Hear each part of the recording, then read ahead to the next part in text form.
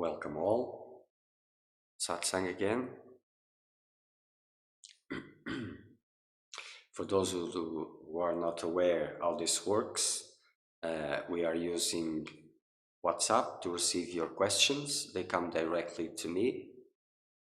Only during Satsang, other communications that are done with you, saying when Satsang will come next, this will be done by others, but your messages come directly to me.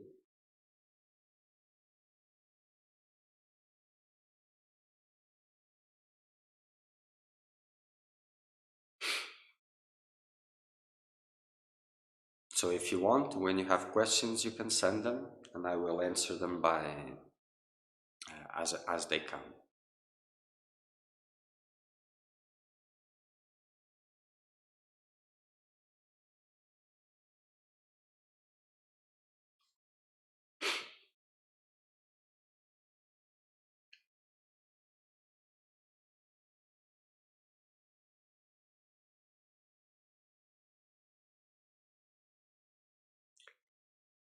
So today I'll speak a little bit about, let's call it advanced practice, because you must have something done already. No point going to this practice if you're not, if your heart is not full with divine love.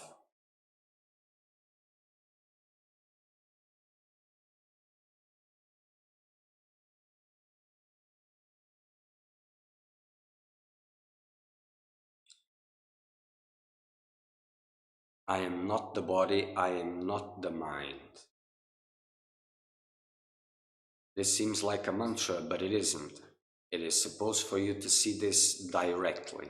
But as I said, devotion, your heart must be filled with devotion, or else this practice will only kill the little life that can be there.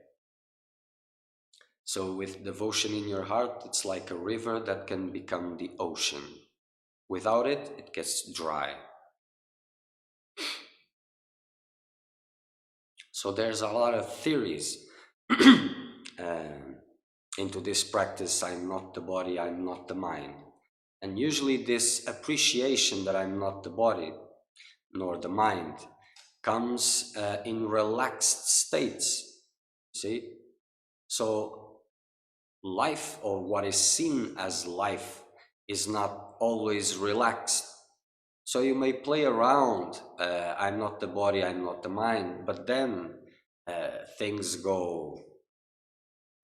get intense, life becomes intense, and then in that intensity you cannot hold your grounds. So the concept must become a reality, and for that you must be anchored in devotion. Your heart must be filled with love for God, and then you must stand by these concepts to see. And meditation here enters amplifying this practice, this intense practice. It intensifies enormously. You don't have to wait for the troubles in life to come and test how true this I'm not the body, I'm not the mind is for you, or how true it can become. See?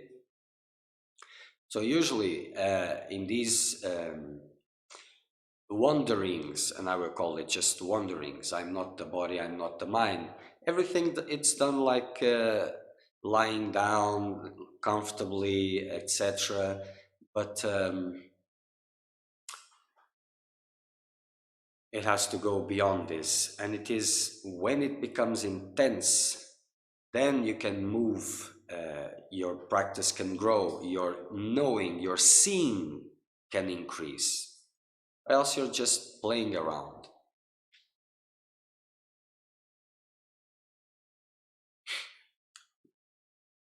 And this devotion that I'm talking about, it's not as simple as it seems, because for something that comes close to real devotion, a lot of things must have happened in your life, a lot of sacrifices showing that this is what you really want apart from worldly things.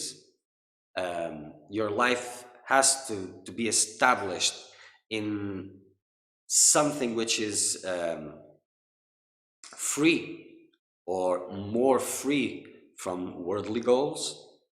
So this is not a beginner's practice, because if it is a beginner's practice, it's just mental play, nothing else.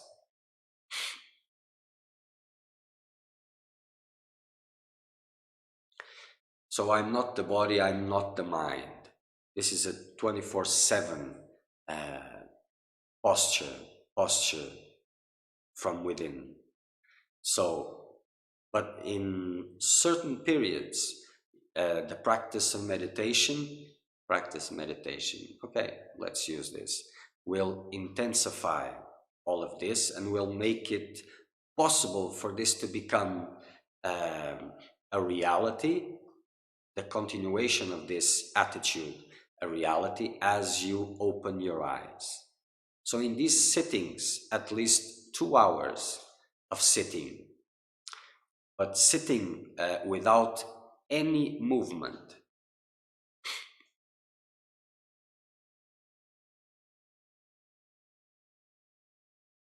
I will exemplify for you to understand. So in your daily practice, in your morning practice, you will start your day very early. For example, 2 o'clock, 2:30 in the morning, you will start your practice. So you will get up before 1:30, 2 o'clock in the morning, depending when you're going to start. And there is no problem doing that, right? Because you're not the body. So what sleep do you need? Not much sleep. You're not the body, nor the mind. As you wake up, you will take all this heaviness from sleep and you will go for a cold shower. Cold shower. As you enter the cold shower, your mind remains still.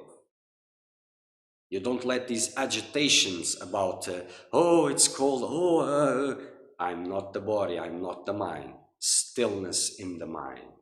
So you will enter the cold water slowly, without letting all this chaos that is emerging from inside to disturb. You will enter, you will take your bath in a slow manner, keeping the mind still, keeping away from these impressions that are arising. Then you will move out slowly also, no jerky movements, no fast movements. It is 24/7. Then you will go to your meditation practice. For this medium sitting, 2 hours, at least 2 hours. If you're not able to do this, you will conquer this little by little. Then you will sit in an upright position. See? Stomach in, chest out, firmly sitting.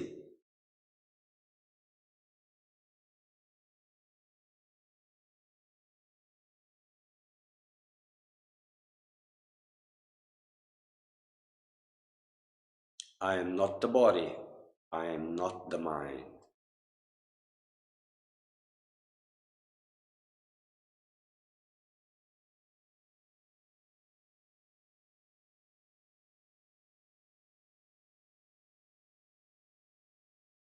And then naturally, who am I is the question that it is so much spoken, but maybe very little understood.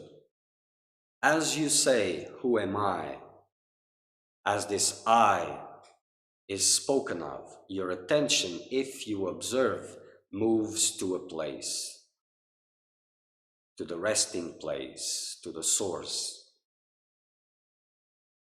to the place from where, when thoughts arise, your attention moves again out from that place. So this resting place, this is where you remain. So the body stands firm without moving an inch, nothing, no movement whatsoever.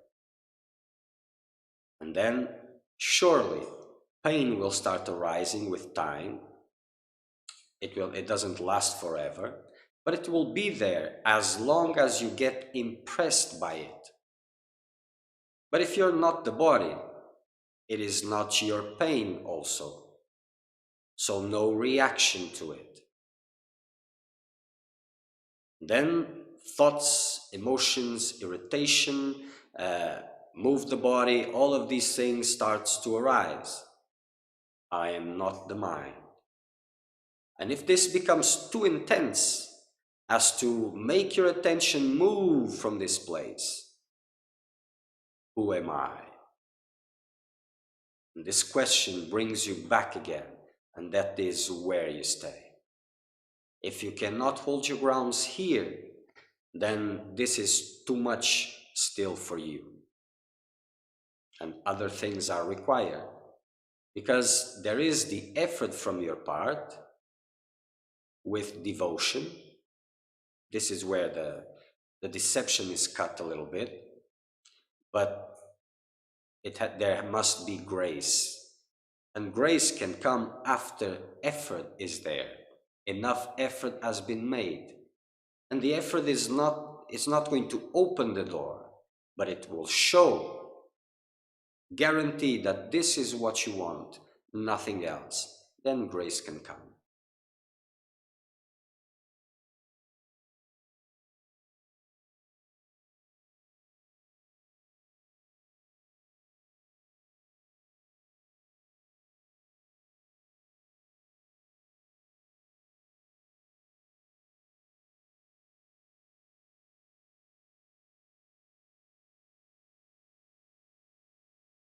And the more you stay, more intense things will become.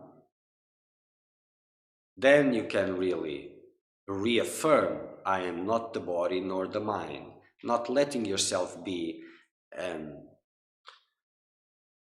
taken by these impressions. I have to move, I have to do this, or this is not needed. The mind will say, oh, this is not needed because I'm not the body. What am I doing here? So if you're not the body, what's the problem of being there? That body has to be somewhere in some position. So why not sitting in meditation?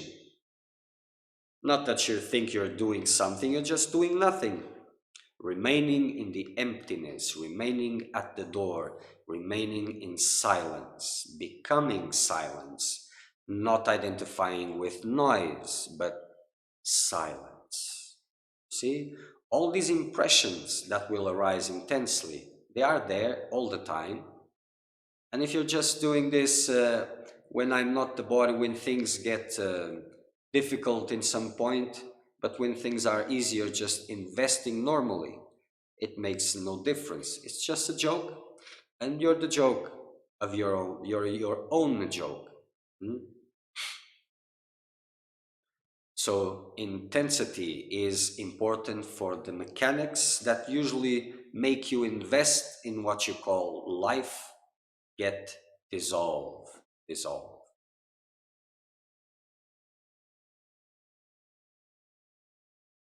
At least 2 hours in a row, at least. If your body is not allowing this, so this I'm not the body is not strong enough.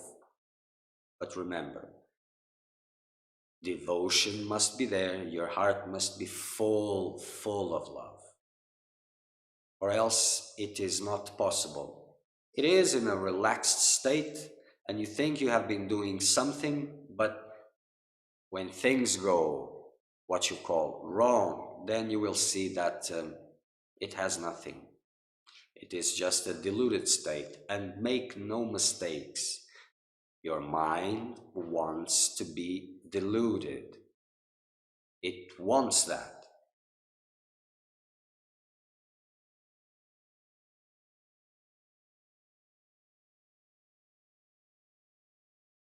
Nothing important to do. Doesn't matter how much it screams from inside. Nothing important to do.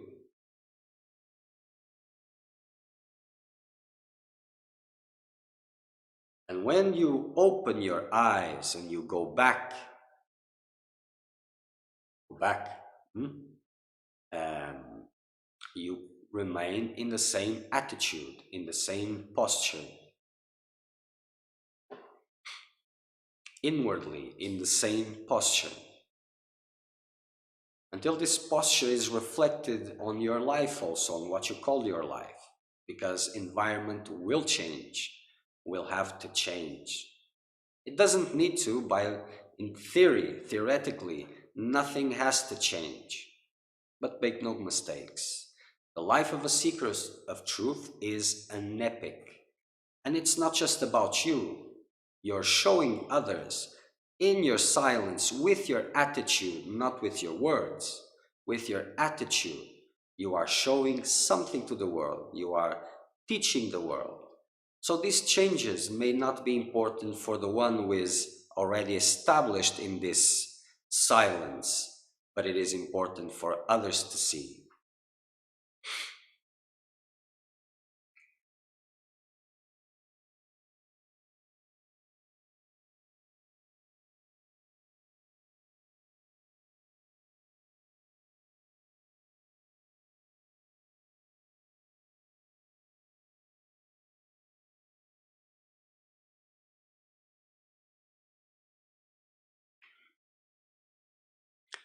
Okay, during the practice of meditation, if I cannot concentrate and I'm only struggling against my mind, but I remain in the position, is it still the beginning of the path? No, that doesn't mean anything. Struggle will be there. It is the nature of the mind. If it's not struggling, you're just moving along with its lullabies. Nothing's happening. So if you're a beginner or not, struggle will be there. Even if you have long periods of silence, these long periods of silence will prepare for more inner noise to come out. And before this happens, a lot of struggle happens. You see? The process is more or less like circular. When you begin your practice, everything is fine. But then as days go by, as time goes by, things will start becoming rough until you go almost to hell, sometimes to hell. And then it starts coming out and going back to paradise again. Then you'll stay a little bit in paradise and you'll go back to hell again. See, noise prepares silence, more silence prepares to go deeper into the deeper layers of the mind, bringing all these mechanics and rooting them out. And before this happens, there is a lot of struggle. But this, the importance of being in a beginner or being a mature seeker or almost at the end, this is just, you see, there's no point in, there's no way of evaluating this, and the needs to evaluate this, these needs must be put aside. This has to do with self-importance, to a lot of things that are opposed to what you're trying to do. You see, the seeker of truth is always a beginner, because if he doesn't know yet who he is, he knows nothing. So if you don't know anything, if you don't know who you are, you know nothing. So, but when you know this, a lot of conversations become useless. There's no point in them apart from making more noise, because all these conversations become rooted in your mind. It's noise that comes to your mind, and then you will have to deal with it. So why bother putting it there? So all these need to be to have some importance. This is all of these things that need to be put aside. Only silence matters. Only being rooted there in silence matters. Nothing else. All these thoughts, all these ideas come to disturb this silence and make you invest. If it is in a mundane, worldly environment, if it is in a spiritual environment, it makes no difference. You see, distraction happens with whatever is at hand, whatever is at hand.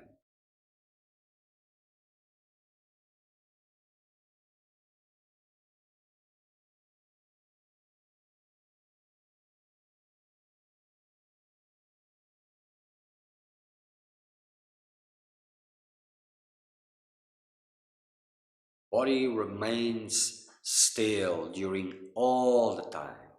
No slight movements, no itching here, itching there, scratching, nothing like that. Steady, firm. This is how you will see that things will start to happen. And you will be able to test this "I'm not the body" in a real manner. Lying down in your couch with a coconut water in your hand, under the sun. "I'm not the body." It is nice, it brings a happy feeling, sensation, but means nothing. This is child's play. A lot of things that are not important must happen, are not important when you are ready for this practice. So this is what I told you, why I told you. Devotion has to be there. Your heart must be filled with the love for God. This relationship must be there. And for this relation to be there, for this devotion to be purified, a lot of sacrifices and changes must have happened. But nothing really happens. Yes, so all these things happening, they also didn't happen. But in your world, in your conception, in your real perception for now, they must have happened. And this prepares. So "I'm not the body, I'm not the mind," or "who am I?" It is the same. See, one says "I'm not this, I'm not that." The other says "who am I?" "I'm this," because it is here. When you say "who am I?" this "I," your attention moves towards that place of rest, that place of silence. And there you rest. And you only ask this question when you're out of that place, when you're being dragged by inner impressions. And then you use this to come back to this silent place and remain. And there's a place that there is nothing where the mind can grab. Before, meditation is practiced with a technique. It's like your boat is attached to the shore so that it doesn't leave that place. So this is the technique of meditation. But then meditation with time becomes a hindrance in this sense, because then you have to untie the boat, and the boat must stay at the shore and not move. And if you're honest, you will see that these things, what is happening there, is it staying, is it moving too much? Or do you have to just repeat the sentence over and over again? So this means still too much noise, too much agitation. Your life is not suitable for these things. There are some changes, some sacrifices to be made. But if you intensify even that practice, you will be put face to face with these changes. Face to face. And by now, there must be something very important, or it will have to come, or else it won't move. And that is guidance. It has to be there. So a lot of things must have been done for this. You see? And these worries with life, with relationships, with friends, with future, with past, they mustn't bother you the least by now.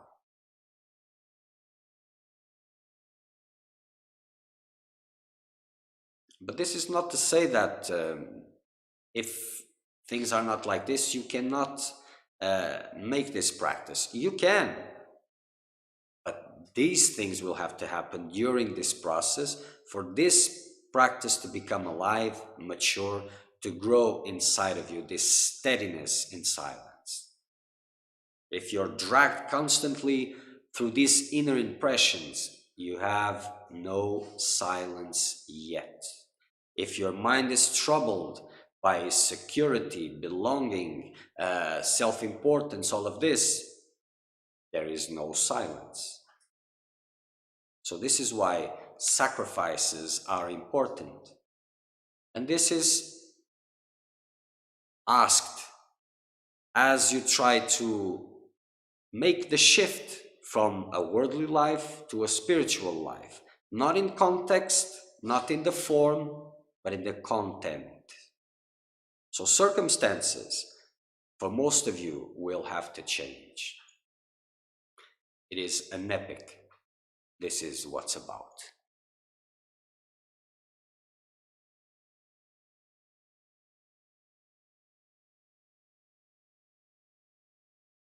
So if you have any doubts about this, you can send them. I'll try to clarify it.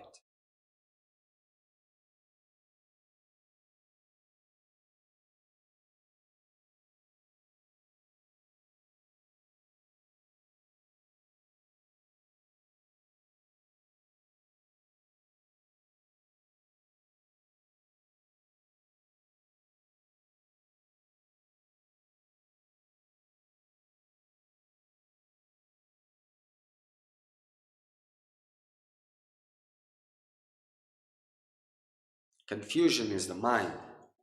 It's something which is unavoidable. So I will try to clarify a little bit, but there will always be confusion. This, what I'm showing, what I'm teaching here, what I'm speaking about, it's not the only thing I'll speak about. There is no best superior practice. The best practice is the one that it is suitable for this moment, and this evolves. This evolves. So whatever spiritual discipline, whatever spiritual philosophy you get into, whatever practice you're going through, there is no better practice than the other. You see, what is most suitable at this moment is the important thing. If you're moving up the stairs, trying to get how do you call this? The second floor of your place. So the first step may be insignificant to the destiny where you're trying to go, but it is the most important, because this one will make possible for you to reach upstairs. If you're always trying to reach the last one, you will not move from where you are, or probably even hurt yourself. So there is no superior practice. There is practice which is possible, suitable for this moment, and this evolves.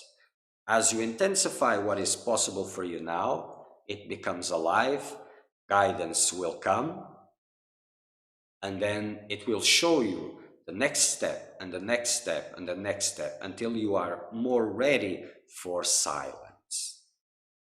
But fighting will be there in every step, trying to, mind will trying to preserve its reality. Mind will try to preserve your world, the reality of it, whatever it has, it will defend it intensely. You will feel, when you're really intensely practicing, sometimes you will feel negativity. I'm not capable of this. This is not for me. I have to give up. I will go do something else. This will be there. Don't pay attention to this. To start the path, you have to make a decision. I will go till the end, no matter what happens, because a lot of things will happen. You will lose everything, or most everything you hold dear, or at least you will go through these possibilities intensely. You will have to live it. If it happens or it doesn't, it is secondary, but you will have to live it. And as you remain firm, things starts growing and becoming alive. If you go back, if you stop what you're doing because you are afraid of these scenarios, then, well, Same old, end of story. So the struggle will come at more or less every point of the way. So in the beginning, this is really intense because there is a lot of pain, uh, physical pain, emotional pain, all this is there. And agitation, too much noise. This is where environment makes the difference. So these choices, oh, people say, I live, how can I do this in a big city, for example? And I have to ask, but are you being forced to be in a big city? Oh, because my life is there. What life are you talking about? Because you're not a tree, you don't have roots. So what is keeping you from moving apart from your investments? Because that life that you have in a big city or small city or whatever, that life is not innocent. You're not there just by chance. You may have been born there, but you're staying there for a reason. So you look at your work. So what is the point of your work? For example, if you're still in this transition period, you find out that spirituality is your path and all of this. So what was the point of these jobs, of all these things? They were serving worldly goals. So if your goals change, so why will you need all these things again? Hmm? Oh, but I have to support myself and I have to do this and I have to do that. Well, then I'm not the body, not the mind. Forget about this. Not ready. Start something else before. Make these changes. Go through these sacrifices. And then it will become possible. See? But circumstances must help. Or else it is, for those who are really trying, and these are not so many, for those who are really trying, you will see that all these things are important. See, these days, the modern spiritual seeker is the most brilliant seeker, the most intelligent one in the last centuries or millenniums. You see, because if you look around, if you read the scriptures, the ancient texts, you will see that things were a little bit different from the mindset now.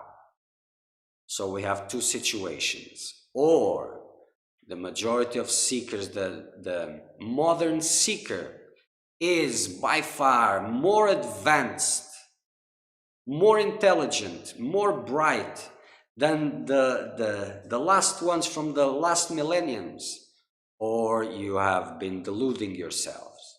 Now you take a pick.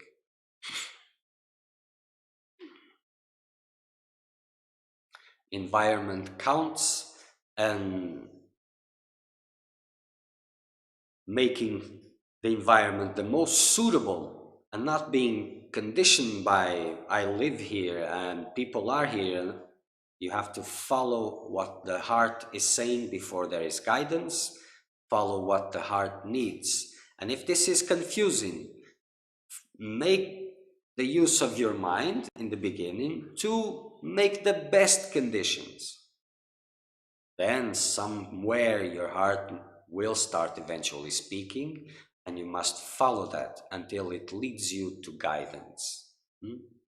Because guidance, if it comes too soon, and sometimes it does, whatever that means, each individual has a story, a need, and each story is different, and things happen sometimes in out of the order fashion, whatever that means also.